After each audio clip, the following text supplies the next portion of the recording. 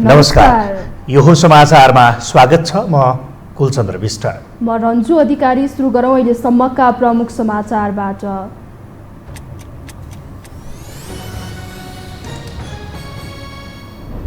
चुनावी प्रचारका लागि शीर्ष नेताको देश दौडाहा जारी। विकासका एजेन्डा भन्दा एक अर्कालाई आरोपित गर्दै व्यस्त। एमाले संविधान विरोधी भएको गठबन्धनको आरोप।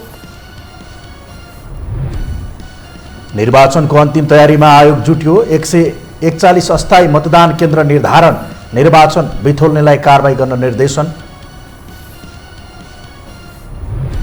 देशैभर स्वतन्त्र उम्मेद्वार प्रति जनलहरले उचाइ लिँदै। झापामा एमाले अध्यक्ष ओली सहित ठूला नेतालाई स्वतन्त्र उम्मेद्वारको चुनौती। अमेरिकी संसदीय निर्वाचनको अन्तिम परिणाम आउने क्रम जारी। विपक्षी रिपब्लिकन पार्टी बहुमत नजिक। राष्ट्रपति बाइडेनलाई विपक्षीको अवरोध बढ्ने सङ्केत। त्रिभुवन आर्मी प्रधानमन्त्री कप क्रिकेटको फाइनलमा प्रवेश। नेपाल पुलिस 2 विकेटले पराजित। उपाधिका लागि आर्मीले भोलि एपीएफको सामना गर्ने।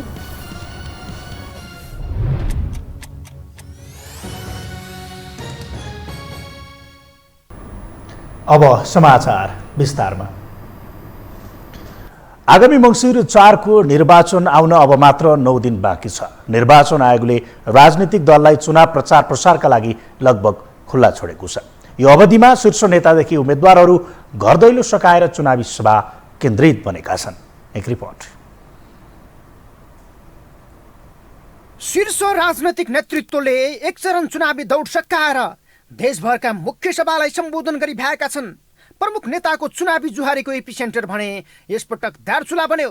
एमाले अध्यक्ष केपी शर्मा ओलीले दार्चुलाबाटै चुनावी सभाको श्री गणेश गर्दै विपक्षीमाथि राष्ट्रवादी कार्ड प्रहार गरेपछि प्रधानमन्त्री समेत रहेका कङ्ग्रेस सभापति शेरबहादुर देउबा र माओवादी केन्द्रका अध्यक्ष पुष्पकमल दाहाल प्रचण्डले पनि दार्चुला पुगेरै प्रतिवाद गरे।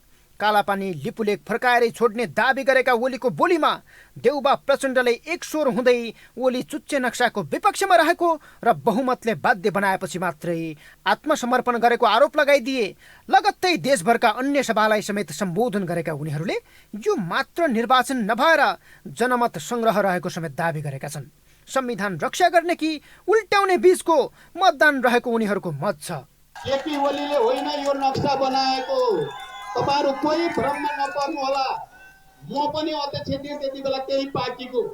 म समेत अत्यधिक बहुमत स्थायी कमिटीकोले यो नक्सा बनाउनु पर्छ भने बाध्य भएर बनाएको र त्यो बनाएको केही समयपछि आत्मसमर्पण गरेका छन् केपी ओलीले। यता सत्ता गठबन्धनमाथि खनिएका ओलीको उचित हो धरानका मेयर हर्क साम्पाङमाथि समेत सोझिएको छ। मतदातासँग रिसाउँदै ओलीले मेयर छान्दा आँखा देख्नु भएन भन्दै प्रश्न समेत गरेका छन् र उनले कोशीको पानी धरानमा एमालेले मात्रै ल्याउन सक्ने दाबी समेत बिसाएका छन्। अब यहाँका मेयरलाई खानेपानीले भनेर कतिवटा भइरहेको हुन्छ। कसको घरमा खानेपानी पुर्याउनु? यहाँ त राष्ट्रिय बजेट राष्ट्रिय योजना चाहिन्छ। नेकपा एमालेको सरकार चाहिन्छ। पम्पिङ गरेर कोशीबाट पानी ल्याएर धरानलाई पानी खुवाउँछ एमाले। तपाईँहरू अब नगरको बजेट चाहिँ त्यो आयोजना हुन्छ। नगरको बजेटमा त्यो हुँदैन। म केही भन्दैन। अब छान्ने बेला आँखा देख्नु भयो।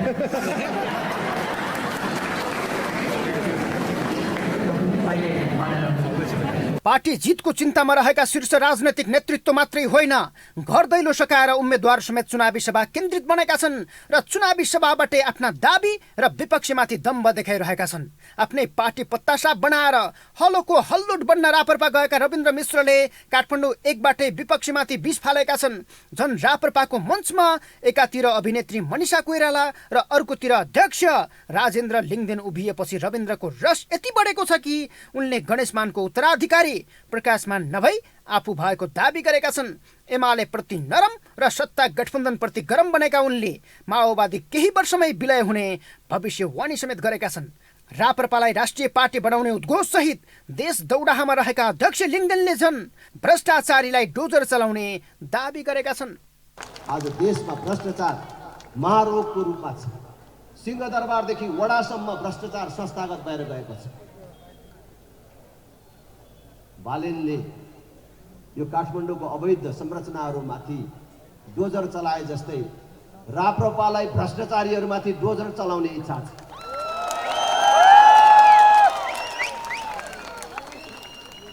हामीले निरन्तर भनेर आएका छौँ, भ्रष्टाचार गरेर खानु आमाको रगत खानु सर मानेर काम गर्छौँ भनेर। आमसभामा आक्रामक बनेका दलहरू मौन अवधि अघि यसरी नै भड्किनेछन्। कुनै पनि हालतमा चुनाव जित्नुलाई लक्ष्य बनाएका उनीहरू यहीबाट माहौल तान्ने र भोट बढाउने खेती गरिरहेका छन्। सङ्घका 165 र प्रदेशका 330 निर्वाचन क्षेत्रमै दलका दौड चलेका छन्। यो हो टेलिभिजनका लागि सन्तोष भिके थापा, काठमाडौँ। निर्वाचन आयोगले 141 अस्थायी मतदान केन्द्र निर्धारण गरेको छ। मङ्सिर 4 मा हुने निर्वाचनमा अस्थायी मतदान केन्द्रबाट प्रतिनिधि सभाको समानुपातिकमा मात्रै मतदान गर्न पाउनेछन्। अस्थायी मतदान केन्द्रका मतदाता सूचीमा 1,48,000 अस्थायी मतदाता सूचीकृत भएका छन्। सङ्घ, प्रदेश र स्थानीय तहका कर्मचारी, तिनै तहको सरकारको स्वामित्व वा नियन्त्रणमा रहेका संस्थामा कार्यरत कर्मचारी, ब्यारेकमा रहेका सुरक्षाकर्मी, कारागारमा रहेका थुनुवा कैदी र वृद्धाश्रममा रहेकाहरूलाई लक्षित गरेर अस्थायी मतदान स्थल राख्न लागि आयोगले जनाएको छ।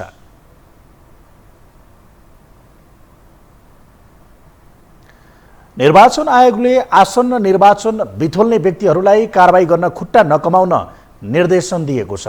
आयोगले कानुनको व्यवस्थालाई पूर्ण रूपमा अध्ययन गरी 100% कार्यान्वयन गराउन निर्वाचन अधिकृतहरूलाई निर्देशन दिएको हो। आयोगले कानुनको प्रभावकारी कार्यान्वयनबाट मात्रै निर्वाचन स्वच्छ, स्वतन्त्र, निष्पक्ष र भयरहित हुने भन्दै निर्वाचनलाई बिथोल्ने कुनै पनि व्यक्ति र तत्त्वहरूलाई कारबाही गर्ने कुरामा पछि नहट्न निर्देशन दिएको हो।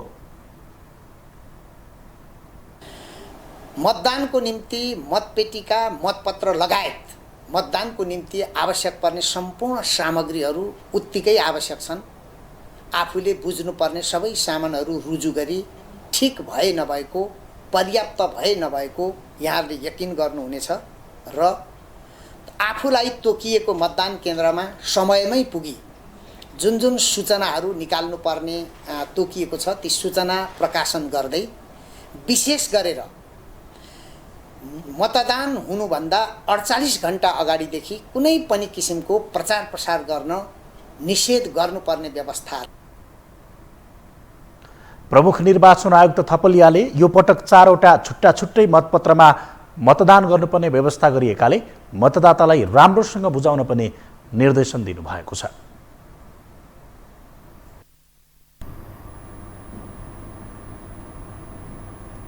अब बाँकी समाचार। पटक पटक विवादित भएर पनि अनुमोदित हुने तयारीमा रहेका नेताहरूको सूची लामै छ। शीर्ष राजनीतिक नेतृत्वको ओतमा टिकट नपाउनुपर्ने नेताहरू समेत उम्मेद्वार बन्दै अनुमोदित बनिरहेका छन्। एक रिपोर्ट। नेपाली राजनैतिक दलका लागि जति धेरै विवाद त्यति धेरै योग्यता। आफूमाथि प्रश्न उठ्नु, आरोप लाग्नु र आफू विवादित हुनु नेताहरूको योग्यता जस्तै बन्दैछ। विवादित भएर पनि अनुमोदनको तयारीमा रहेका कांग्रेस नेता विजय कुमार गक्सुदार भ्रष्टाचार आरोपी हुन्। उनको मुद्दा अहिले अदालतमा विचाराधीन छ। 2076 माघ 22 गते अख्तियार दुरुपयोग अनुसन्धान आयोगले ललिता निवासको जग्गा अनियमिततामा संलग्न भएको आरोप लगाएर उनी सहित 175 जना विरुद्ध मुद्दा दायर गरेको थियो। उनीमाथि 2066 सालमा भौतिक योजना तथा निर्माण मन्त्री हुँदा 9 करोड 65 लाख रुपैयाँ भ्रष्टाचार गरेको आरोप पनि छ। तर गक्सेदारको चलाखी देउबा नेतृत्वको सरकार बनेको एकै दिनमा धरौटीमा रिहा भए। तर उनी अहिले आफैलाई भूमिपुत्र भन्दै चुनावी प्रचारमा उत्रिएका छन्। अझै पनि म चुनौती दिन चाहन्छु अहिले पनि कि 1 लाख पैसा पनि मैले त्यो बालवाटार जग्गा प्रकरणमा 1 लाख पैसा पनि मैले हिनामिना गरेको कसैले प्रमाणित गरिदियो भने म मृत्युदण्ड भोग्न तयार छु, फाँसीमा झुन्डिन तयार। मेरो चुनौती छ राज्यसँग, मेरो चुनौती छ कि मैले यो देशको सार्वजनिक सम्पत्ति 1 लाख पैसाको सम्पत्ति हिनामिना गरेको छैन। म निष्कलन छु। मोरङ 3 मा मेडिकल माफियाको परिचय बनाएका सुनिल शर्मा समेत सत्ता गठबन्धनको साझा उम्मेद्वार बन्दै अनुमोदित हुने तयारीमा छन्। नोबेल मेडिकल कलेजको सञ्चालक समेत रहेका उनीमाथि नक्कली प्रमाणपत्र, चर्को शुल्क असुली र कमिसनमा विद्यार्थी ओसार पसारको आरोप लाग्दै आएको छ। तर शर्मालाई सजिलो के छ भने उनी जसका विरुद्ध चुनाव लडिरहेका छन् उनी पनि आरोपी नै हुन्। नेकपा एमालेबाट मोरङ 3 मा उम्मेदवारी दिएका भानुभक्त ढकालमाथि कोरोना महामारीका बेला अनियमितता गरेको आरोप छ। चितवन 2 बाट उम्मेद्वार बनेका कङ्ग्रेसका उमेश श्रेष्ठमाथि सत्तामा रहेर व्यापारिक लाभ उठाएको आरोप छ। उस्तै अर्का चर्चित व्यापारी विनोद चौधरी कङ्ग्रेसबाटै नवलपरासी 1 मा सत्ता गठबन्धनको साझा उम्मेद्वार बनेका छन्। प्रधानमन्त्री देउबाको किचन क्याबिनेटमा रहेर व्यापारिक लाभ उठाएको आरोप निरन्तर लाग्दै आएको छ। माओवादीका जनार्दन शर्मामाथि करका दर हेरफेरदेखि सीसीटीभी फुटेज गायब बनाएको सम्म आरोप छ। चर्चित 70 करोड प्रकरणका आरोपी गोकुल बास्कोटा पनि उम्मेद्वार नै बनेका छन्। काभ्रे 2 मा एमालेको उम्मेद्वार बनेका उनी बरु आफूलाई बेदागी र भ्रष्टाचार विरोधी भन्दै प्रचार गरिरहेका छन्।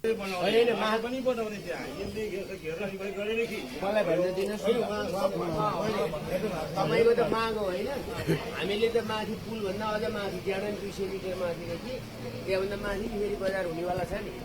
हामीले पछि चाहिँ हेर्नु पर्यो नि, तपाईको घर पर्छ कि मेरो घर पर्छ कि मात्रै जसो बन्यो त्यसो हेर्नु हुँदैन। बतास प्रकरणमा जोडिएका योगेश भट्टराई पनि यही निर्वाचनबाट अनुमोदनको तयारीमा छन्। ताप्लेजुङबाट एमालेको उम्मेद्वार भनेका उनी नारायणहिटी सङ्ग्रहालयमा बतासलाई कमिसन खाएर जग्गा दिएको आरोपमा विवादित छन्।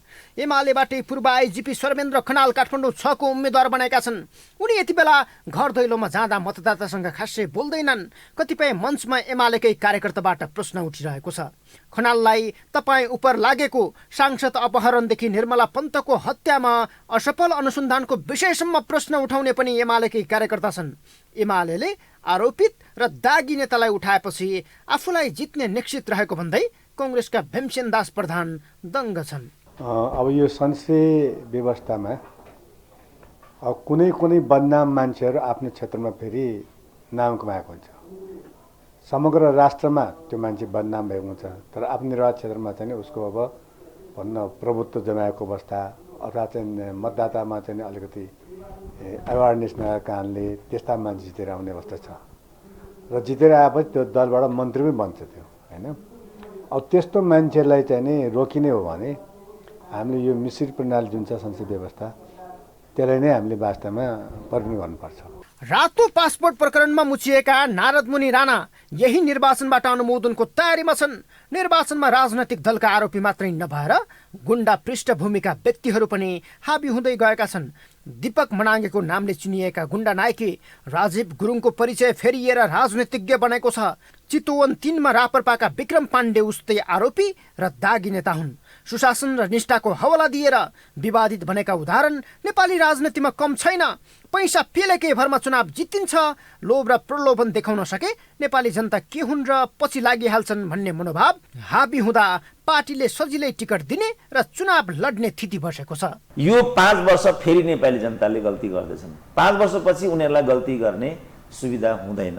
त्यो बेला म आफै अगाडि आउँछु, एकचोटि नेतृत्व गर्छु यो देशको। कुनै अर्को उपाय छैन, तपाईँले लेखेर राखे हुन्छ। यी कुनै मान्छेबाट त्यो केही हुँदैन। हुने भए अहिले हाई टाइम थियो नि त, कमसेकम एक ठाउँमा त उभिनुपर्छ। त्यसकारण यो समाज अहिले नै बदलिनेपट्टि छ भन्ने चाहिँ मलाई लागिरहेको छैन। अब होइन बदल्नु भन्ने चाहना हो भने नेतृत्व फेरेर हामी यो बदलावको सुरुवात गरौँ। लोकतन्त्रको चिरहरण गर्नेहरू नै मतदाताको घरमा छन्, तर अहिले पनि जनताले भने जस्तो विवेकको मत प्रयोग गर्न नसक्ने हो र जनदबाव राजनैतिक दल र नेताहरूमाथि सिर्जना गर्न नसक्ने हो भने निर्वाचन व्यर्थको हुनेछ। नत्र शैली परिवर्तन नभए आगामी संसद पनि यस्तै दागीहरूको कब्जामा जानेछ। यो हो टेलिभिजनका लागि सन्तोष बेके थापा, काठमाडौँ। संसदीय निर्वाचन आउन 9 दिन मात्रै बाँकी रहँदा मुलुक चुनावमय बनेको छ। आसन्न चुनावको चटारो उम्मेद्वार, राजनैतिक दल र कार्यकर्तालाई मात्र होइन कलाकारलाई समेत उत्तिकै लागेको छ। चुनाव प्रचारमा गीत सङ्गीतको माध्यमबाट मात्र होइन पार्टी विशेषको झन्डा नै बोक्दै भोट माग्न लागि परेका छन्। एक रिपोर्ट। गायिका ज्योति मगरको यो भिडियो अहिले सामाजिक सञ्जालमा चर्चामा छ। सधैँ विवाद र चर्चामा आइरहने गायिका ज्योति मगर यति बेला एमाले अध्यक्ष केपी शर्मा ओली जिताउने अभियानमा लागेकी छिन्। सुरेश चिन्हको लागि अहिले म किन आइरहेको, किन सपोर्ट गर्न आइरहेको छु, खास अहिलेसम्म मैले कुनै पार्टीको प्रचार गरेको छैन, तर म किन आइरहेको छु भन्दाखेरि चाहिँ अहिले गठबन्धन भन्ने जुन कुराहरू छ यो भनेको चाहिँ साँच्चीको भन्दा कुर्सीको लागि र पैसा र पावरको लागि खेल हो क्या, नातावाद कृपावादको कुराहरू छ होइन। मैले अहिलेसम्म ओलीज्यूको छोराछोरीहरू पदमा बसेको जस्तो मलाई थाहा पनि छैन खास। यस्तै चलचित्र विकास बोर्डका अध्यक्ष समेत रहेका नायक भुवन केसी सत्ता गठबन्धनबाट नवलपरासी क्षेत्र नम्बर 2 मा उम्मेद्वार बनेका विनोद चौधरीको चुनाव प्रचार प्रसारमा पुगे। विकास बोर्डका अध्यक्ष निर्वाचन आचार संहिता नै उल्लङ्घन गर्दै चुनाव प्रचारमा होमिएपछि निर्वाचन आयोगले कारबाही स्वरूप पहिलो डण्डा चलायो। यस्तै बलिउडकी नायिका मनिषा कोइराला पार्टी विशेषको चुनावी सभा सम्बोधनकै लागि दिल्लीबाट काठमाडौँ उक्लिन्। नेपाल भारत सम्बन्धका सवालमा नेपालको पक्षमा बोल्दा पटक पटक बलिउडमा आलोचित समेत बनेकी उनी काठमाडौँ आएर गणतन्त्र विरोधी शक्ति राप्रपाको चुनावी सभामा उपस्थित जनाइन्। म चाहन्छु कि उहाँहरूलाई तपाईहरू अत्यधिक भोटले जिताउनुहोस्, उहाँहरूको सबै प्रतिनिधिहरूलाई र हलोमा भोट दिनुहोस् र तपाईँहरूको पुरा आवाज चाहिँ संसदमा एकदम बलियो होस् भन्ने चाहिँ म चाहन्छु। उहाँहरूले तपाईँको सेवा गर्न पाउनु एउटा ठुलो यो मौका हो। तपाईँलाई थाहा छ कि थाहा छैन, धेरै पहिले बिपी बा र श्री 5 महाराज महेन्द्र सरकार दुईटैजना एक दुसरामा असाध्यै आदर राख्नुहुन्थ्यो, तर उहाँहरूले कहिले पनि सहकार्य गर्न पाउनु भएको थिएन। त्यतिखेर मुलुकले ठुलो एउटा मौका गुमाएको थियो। विगतमा दल विशेष झण्डा बोक्दै हिँडेका रेखा थापा, कोमल ओली लगायतका कलाकार आफै चुनावी मैदानमा छन्। गायक तथा संगीतकारहरू बद्री पङ्गेनी, चेतन सापकोटा, स्मिता दाहाल लगायतले भ्याएसम्मको चुनावी संगीत तयार पारेका छन्। विगतमा चुनावको गीत संगीतमा मात्र सक्रिय हुने कलाकारहरू पछिल्लो समय व्यक्ति विशेष वा पार्टी विशेषको झण्डा नै बोकेर चुनाव प्रचारमा सक्रिय छन्। र्याली, ठुला चुनावी सभामा मात्र होइन, उम्मेद्वारको गुणगान गाउँदै जनताको घर घरैमा पुगेर भोट मागिरहेका छन्। राष्ट्रको गहना सबैको साझा हुनुपर्ने कलाकार दलको झण्डा मुनि लाग्नुले कलाकार र कलाकारिताको गरिमा क्षयकरण मात्र भएको छैन, कलाकारलाई दलहरूले गहना जस्तै आवश्यकता पर्दा लगाउने र नपर्दा फुकाल्ने गरेको प्रश्न छ। र राष्ट्रको गहना भन्दै आत्मरतिमा रमाउने कलाकारहरूले आफूलाई दलीय प्रचारात्मक क्रियाकलापको पक्षपाती बनाएका छन्। यसो गर्दा कलाकारहरूले आफ्नै आत्मसम्मानमा ठेस पुर्याएका छन्। यो हो टेलिभिजनका लागि निम्लेकी शेर्पा, काठमाडौँ। हामीसँग समाचार बाँकी नै छन्, अहिलेलाई विश्राम।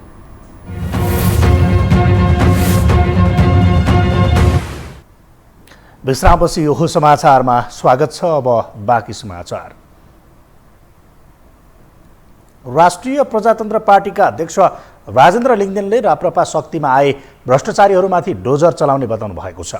आज चुनावी सभालाई सम्बोधन गर्दै अध्यक्ष लिङ्गदेनले काठमाडौँ उपत्यकाका मेयर बालिन शाहले अवैध संरचनामाथि डोजर चलाए जस्तै राप्रपालाई भ्रष्टाचारीहरूमाथि डोजर चलाउने इच्छा रहेको बताउनु भयो। उहाँले एक नागरिक आयोग गठन गरी विक्रम सम्वत 2046 सालपछि जिम्मेवारी पाएका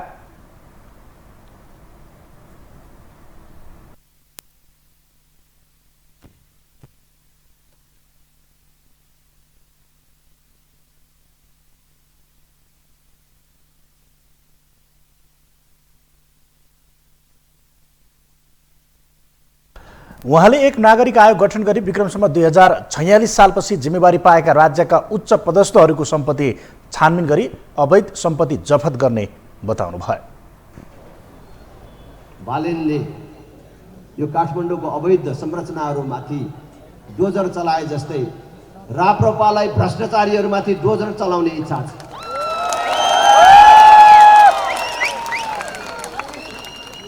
हामीले निरन्तर भनेर आएका छौँ, भ्रष्टाचार गरेर खानु आमाको रगत खानु सर मानेर काम गर्छौँ भनेर। यस्तै पार्टीका वरिष्ठ उपाध्यक्ष रविन्द्र मिश्रले नेकपा माओवादी केन्द्रलाई पेन्डुलम पार्टी भएको टिप्पणी गर्नुभएको छ।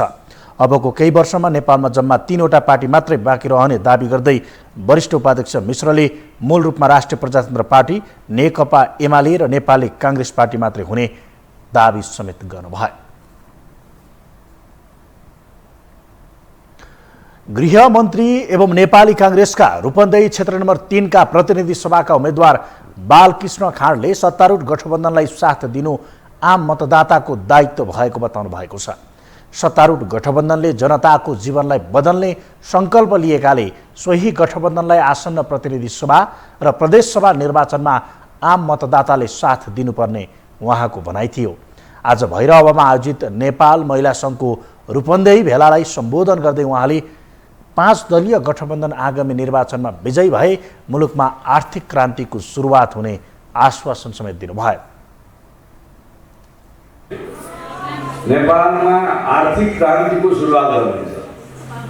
नेपाली नागरिकको जीवनमा देखिने परिवर्तन ल्याउन सक्नेछ भन्ने विश्वास गर्नुहोस् र मतदातालाई पनि विश्वास दिलाउनुहोस् भन्ने आग्रह गर्न चाहन्छु। गृहमन्त्री खाँडले 5 दलीय गठबन्धनकै नेतृत्वमा मुलुकमा गरिबी हट्ने र रोजगारीको अवसर उपलब्ध गराउन सकिने जिकिर पनि गर्नुभयो।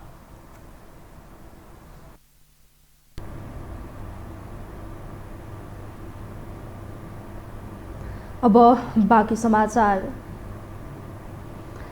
नेपालको पूर्वी जिल्ला झापामा ठूला नेताहरूलाई स्वतन्त्र उम्मेद्वारहरूले चुनौती दिएका छन्। कम्युनिस्ट आन्दोलनको थालनी गरेर परिवर्तनको सुरुवात गरेको झापामा स्वतन्त्रहरूको उम्मेदवारीले फेरि एकपटक परिवर्तन खोजेको सन्देश दिएको छ। एक रिपोर्ट। गत वैशाख 30 मा सम्पन्न स्थानीय तहको निर्वाचनमा देशैभर स्वतन्त्र उम्मेद्वार प्रतिको आकर्षण उल्लेख्य देखियो। देशका केही महत्त्वपूर्ण स्थानमा जित्नै हात पार्यो भने पराजित भएको स्थानमा पनि स्वतन्त्र उम्मेद्वारले निर्णायक मत ल्याए। स्थानीय तहमा देशैभर चलेको स्वतन्त्रको लहर सङ्घीय निर्वाचनसम्म आइपुग्दा त्यो झन् बढ्दो छ। आसन्न निर्वाचनका लागि प्रतिनिधि सभा सदस्यमा मात्रै 867 जना स्वतन्त्र उम्मेद्वार चुनावी मैदानमा छन्। स्वतन्त्र उम्मेद्वारहरूतर्फ आकर्षण बढ्दै जान थालेपछि झापामा पनि यसको प्रभाव देखिएको छ। जम्मा 5 निर्वाचन क्षेत्र रहेको झापामा 93 जना उम्मेद्वार छन्, जसमध्ये 29 जना स्वतन्त्र छन्। सबैभन्दा बढी केपी शर्मा ओलीको निर्वाचन क्षेत्र 5 मा 12 जना गैर दलीय उम्मेद्वार छन् भने 4 मा 6 जना छन्।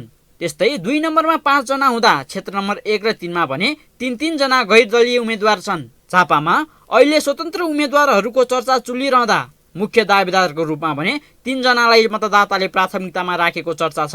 क्षेत्र नम्बर 2 बाट वरिष्ठ अधिवक्ता स्वागत नेपाल चुनावमा उमिएका छन् भने 4 मा युवा उद्यमी खुशबु ओली छिन्। क्षेत्र नम्बर 5 बाट साहित्यकार युग पाठक चुनावी मैदानमा छन्।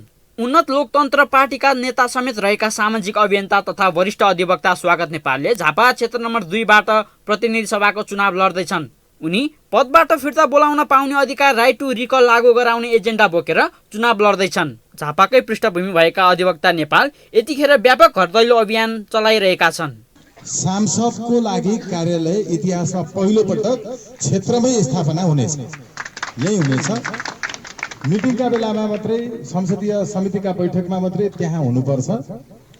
त्यहाँ बैठक चलिरहेको छ। यहाँ चाहिँ एकदम बडा चेपारो घस्दै म त गाउँघरमै आइरहने हो नि, नाकमुख देखाइरहने हो भनेर त्यस्ता नाकमुख देखाएर केही पनि हुँदैन। उहाँ बैठक बसिरहेको छ, यहाँ नाक देखाउन आयो भने नाक भाँच्नु पर्यो क्या त्यसको। उहाँ लाठो लाएर खेल्नु पर्यो। माथि जहाँ बैठक चलिरहेको छ भन्नु पर्यो नि, होइन र? यसो भएको हुनाले गर्नुपर्ने काम ल चिनेन सांसदले भने पनि नचिनोस् न, काम गरोस् न। एमाले अध्यक्ष केपी शर्मा ओलीकै नातेदार पर्ने खुशबु ओलीले राप्रपाबाट टिकट नपाएपछि झापा 4 मा स्वतन्त्र उम्मेदवारी दिएकी छन्। एमालेमा आफ्नो राजनीतिक भविष्य नदेखेपछि राप्रपा प्रवेश गरेकी खुशबुले राप्रपाबाट पनि टिकट नपाएपछि स्वतन्त्रबाट उम्मेदवारी बनेकी हुन्। उनलाई केपी ओलीकै निर्देशनमा राप्रपाले टिकट नदिएको झापातिर गाईगुई चर्चा छ। दिनरात नबनी चुनाव प्रचारमा हिँडेकी उनी एकपटक पार्टी नभई मत मात्रै परिवर्तन गर्न आग्रह गर्दै मतदाता रिझाउनमा व्यस्त छिन्। मलाई ढाक्न पनि आउँदैन र मलाई राजनीति गर्न पनि आउँदैन, तर मलाई काम गर्न आउँछ। मलाई एकचोटि मौका दिनुहोस्। एकपटक तपाईहरुकोबाट निर्वाचित भएर गएका नेताहरूलाई सबक सिकाउनको लागि पार्टी होइन, पार्टीमै रहनुहोस्। तपाईहरु जुन पार्टीमा हुनुहुन्छ भने पार्टीमै रहनुहोस्। स्वतन्त्र हुनुहुन्छ भने स्वतन्त्रै रहनुहोस्, तर केवल एकपटक यो राष्ट्र बचाउनको लागि, तपाईँ हामी सबैको बालबालिकाको छोराछोरीको भविष्य बचाउनको लागि तपाईँहरूले एकपटक पार्टी परिवर्तन होइन, केवल मत परिवर्तन गर्नु। सबै नेताहरू डराएर काम गर्न थाल्छ। चापाका अर्का बलिया स्वतन्त्र उम्मेद्वार हुन् लेखक युग पाठक। पाठक क्षेत्र नम्बर 5 बाट एमाले अध्यक्ष केपी ओलीलाई चुनौती दिन चुनावी मैदानमा उभिएका छन्। चापामै हुर्किएका पाठक स्वतन्त्र नागरिक आन्दोलनका अगुवा समेत हुन्। उल्टो चलिरहेको राजनीतिलाई सही पथमा डोर्याउने भन्दै संसद भवन छिर्न खोजेका उनी मतदातामाझ भोट माग्नमै व्यस्त छन्। एउटा नयाँ राजनीतिको पहल हामीले लिएनौँ आजकै दिनमा भने पुरानो राजनीतिक विचार, पुरानो राजनीतिक प्रणाली जुन तरिकाले अहिलेसम्मका राजनीतिक पार्टीहरूले बनाएका छन् त्यही मात्रै बोकेर हिँड्ने हो भने चाहिँ हामी जुनसुकै बेला धराशायी हुने स्थिति छ। त्यसकारण जरातिर फर्किनु पर्यो, जनतातिर फर्किनु पर्यो भनेर हामीले एउटा नयाँ राजनीतिक अभियान अहिले थालेका छौँ। परिवर्तनको उर्वर भूमि पूर्वी नेपाल कम्युनिस्ट आन्दोलनको जग हो। झापा विद्रोह हुँदै कम्युनिस्ट आन्दोलनको बीजारोपण भएको झापा राजनीतिक इतिहासमा अमिर छ। ठूला ठूला परिवर्तनको भारी बोकेको झापाले यसपटक दर्जनौं स्वतन्त्र उम्मेद्वार जन्माएको छ। देशको प्रधानमन्त्री र नेपाली राजनीतिमा नै प्रभाव पार्न सक्ने ठूला दलका शीर्ष नेताहरूको उम्मेदवारी रहेको झापामा नेपाल पाठक र ओली जस्ता स्वतन्त्र उम्मेद्वारहरूले परिवर्तनको नौलो उत्साह छर्न खोजेको देखिन्छ। यो टेलिभिजनका लागि निरज कोइराला, काठमाडौँ। हामीसँग अन्तर्राष्ट्रिय र खेल समाचार बाँकी नै छन्, अहिलेलाई विश्राम।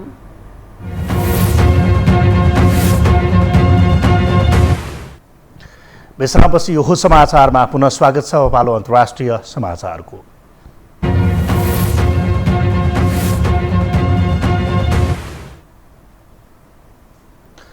रुसी राष्ट्रपति भ्लादिमिर पुटिन आउँदो कार्तिक 29 र 30 गते इन्डोनेसियाको बालीमा हुने G20 शिखर सम्मेलनमा सहभागी नहुने भएका छन्। विश्वका उदयमान अर्थतन्त्रलाई जोड्ने रणनीतिक बहुपक्षीय मञ्च G20 शिखर सम्मेलनमा राष्ट्रपति पुटिनको प्रतिनिधित्व विदेश मन्त्री सर्गेई लाभ्रोभले गर्न भएका छन्। पश्चिममा लगायतका देशले पुटिनलाई दिएको निमन्त्रणा फिर्ता लिन दबाब दिएपछि उनी सहभागी नहुने बताइएको छ। दबावका बीच पुटिन सम्मेलनमा सहभागी नहुने समाचार सार्वजनिक भएपछि कूटनीतिक वृत्तमा चासोका साथ हेरिएको छ। इन्डोनेसियाले युक्रेनी राष्ट्रपति भोलोदिमिर जेलेन्स्कीलाई शिखर सम्मेलनमा अतिथिको रूपमा भाग लिन निम्तो दिएको छ। यद्यपि राष्ट्रपति जेलेन्स्कीले रुसी राष्ट्रपति सहभागी भएमा आफू सहभागी नहुने बताएका थिए।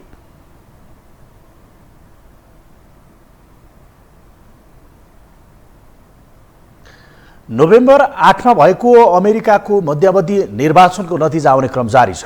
आजसम्मको नतिजा हेर्ने हो भने सत्ताधारी दललाई ठूलो झड्का लाग्ने प्रक्षेपण गरिएको छ। एक रिपोर्ट।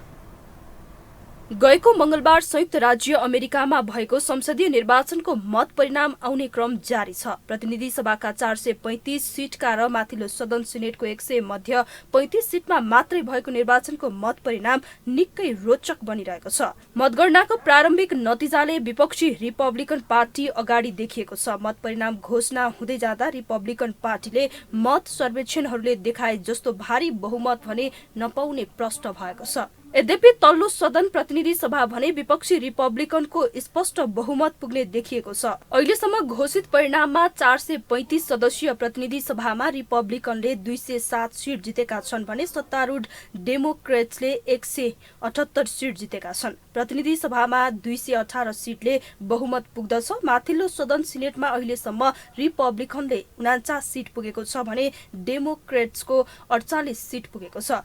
जर्जिया, नेभेदा र एरिजोनामा जसले जित निकाल्छ उही दलको सिनेटमा बहुमत पुग्नेछ। संसदीय चुनावमा जुन हिसाबले रिपब्लिकनको लहर चल्ने अनुमान गरिएको थियो त्यो नहुँदा राष्ट्रपति जो बाइडेनलाई भने यति बेला राहत मिलेको विश्लेषण गरिएको छ र बहुमत रिपब्लिकनकै पक्षमा देखिने हुँदा जो बाइडेनलाई आगामी संसदीय राजनीति र सत्ता सञ्चालनमा कठिनाई आइपर्ने देखिन्छ। किनकि रिपब्लिकन पार्टीका नेता केभिन मकार्थी आगामी सभामुख चयन निश्चित प्राय छ। साथै बहुमत हुनासाथ रिपब्लिकनले डेमोक्रेट दलका विधायकी एजेन्डा अवरुद्ध पारिदिन सक्छन्। राष्ट्रपति बाइडेनका लागि सबैभन्दा ठूलो चुनौती हुने देखिन्छ। यति मात्रै नभई यो चुनावी नतिजाले अमेरिकीहरूको दैनिकी पनि प्रभावित हुनेछ।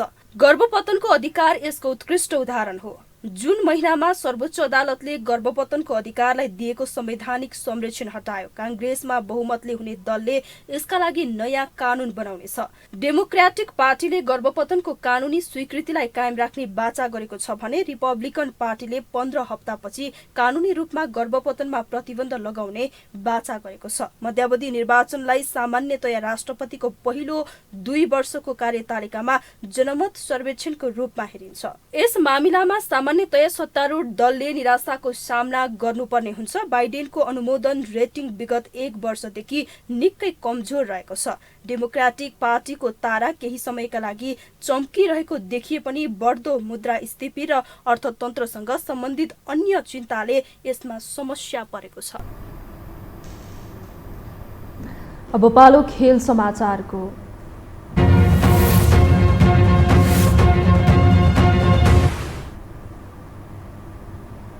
नेपालले बंगलादेशमा आयोजना भएको अन्डर 15 महिला साफ च्याम्पियनसिप फुटबलको उपाधि जितेको छ। ढाकामा आज भएको डबल राउन्ड रोबिन लिगको अन्तिम खेलमा बंगलादेशसँग 1-1 गोलको बराबरी खेल्दै नेपाल च्याम्पियन बनेको हो। नेपाली महिला टोलीको कुनै पनि उमेर समूहको यो पहिलो अन्तर्राष्ट्रिय उपाधि हो। रोमाञ्चक खेलमा नेपालकी गोलकिपर तथा कप्तानी गरेका सुजता तामाङले उत्कृष्ट प्रदर्शन गर्दै 1 पेनाल्टी बचाएपछि नेपाल च्याम्पियन बनेको हो।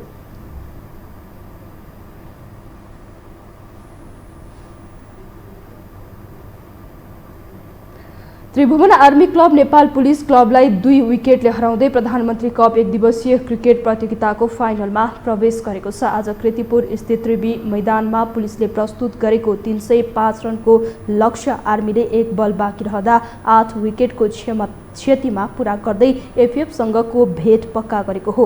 एपीएफले यसअघि भएको पहिलो सेमी फाइनल खेलमा मध्य प्रदेशलाई हराउँदै फाइनल यात्रा तय गरेको थियो। उपाधिका लागि आर्मीले भोलि एपीएफको सामना गर्नेछ।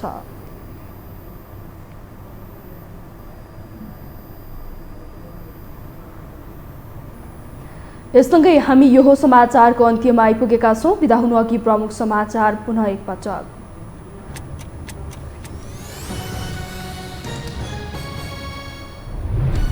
चुनावी प्रचारका लागि शीर्ष नेताको देश दौडाहा जारी। विकासका एजेन्डा भन्दा एकअर्कालाई आरोपित गर्ने व्यस्त। एमाले संविधान विरोधी भएको गठबन्धनको आक्षेप।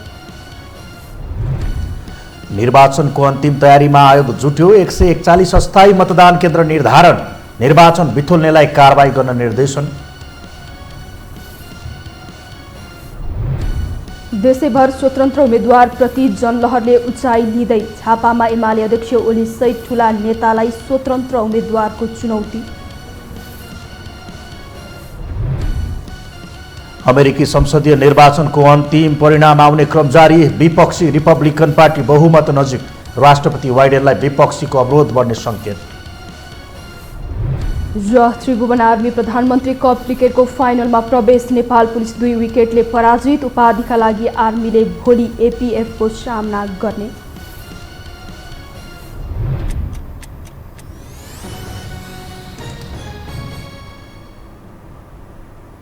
हौस् त यो समाचार सकियो। समाचार बुलेटिनका साथै यो टेलिभिजनका सम्पूर्ण कार्यक्रम यो टेलिभिजन.com, यो खबर.com, युट्युब र फेसबुकमा पनि पढ्न र हेर्न सक्नुहुनेछ।